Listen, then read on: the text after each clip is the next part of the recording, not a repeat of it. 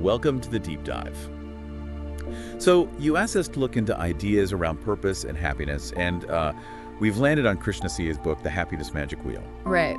And if you've ever felt that, that little nagging feeling that maybe there's something more to life, well, this deep dive is definitely for you. Yeah, that feeling is key, isn't it? That sense that something's missing. It's a really powerful starting point, and it's pretty much what this book dives straight into. Okay, so our mission today basically is to pull out the core insights from the book, give you a kind of shortcut to understanding what Krishna C.A. says about finding purpose and, well, happiness. Exactly. We want to unpack the main arguments, make them accessible. All right, so let's jump in. The book kicks off with a really direct question, doesn't it? Why am I here? It does. It sounds simple, but the argument is that really sitting with that question, it can totally redirect you, nudge you towards your actual purpose. It pushes back against just like the daily grind, right? Working, eating, sleeping, repeating. Yeah, it says life's got to be more than just routine. And finding that why, the book is clear. It's not like a lightning bolt moment. No, it's framed as a journey, a process of learning from everything, the good stuff, the mistakes, what you're passionate about. It takes time. So it's about paying attention, learning as you go. Pretty much, cultivating that self-awareness. And when you do start to get a sense of that why, the book suggests, well, everything starts to feel more meaningful. Your actions, your decisions, they line up. Yes. It gives you that inner alignment. It's like getting your internal compass set correctly. It provides a framework. A framework, okay. Yeah, so it's not just about feeling good for a moment, but having this deeper sense of direction. It informs your choices, fuels you from the inside. Yeah. That's the difference between just doing stuff and doing stuff that actually, matters to you. Okay, that makes sense. Now, the book also talks a lot about happiness itself. And the take seems to be, well, it's not really about chasing external things. Exactly. And not the bigger salary, or more likes online, or status symbols.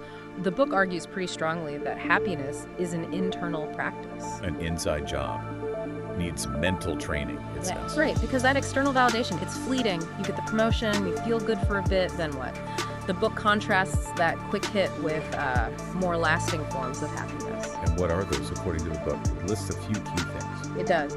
Things like actively practicing gratitude, finding inner peace, building strong relationships, and importantly, committing to your own personal growth. Those feel different, more grounded somehow. Definitely. But they're intrinsic, aren't they? Take gratitude, focusing on what you have instead of what you lack. That just naturally shifts your whole internal state. And these things, they sort of build on each other. Right, creating a more resilient kind of well-being. Precisely. Okay, so connecting these two ideas, purpose and inner happiness. The book suggests that when you align your life with your purpose, things really change. Yeah. Like day to day. Yeah, it transforms your experience. Work isn't just work anymore. It can feel genuinely exciting. Challenges don't feel like roadblocks, but worthwhile steps on the path. Because they're linked to something bigger. Exactly. You move from just like getting by surviving to actually thriving. It redefines what a fulfilling life looks like. It's not just about hitting external milestones. It's about living in a way that feels true to your core purpose and values. That alignment brings a deeper satisfaction. That's the core message, really. So pulling it all together then, the big takeaways from the Happiness Magic Wheel seem to be finding your why is crucial, and real happiness isn't found out there. It's cultivated inside through intention and self-awareness. Well put. It starts with knowing yourself. Okay. So as we wrap up, maybe a thought for our listeners to take away. Yeah, definitely. Thinking about those elements the book mentions for real happiness, gratitude, peace, relationships, growth, maybe consider which one of those feels most relevant or maybe most needed in your own life right now. And why that particular one? Exactly. Just something to reflect on as you explore these ideas further yourself. A little personal check-in.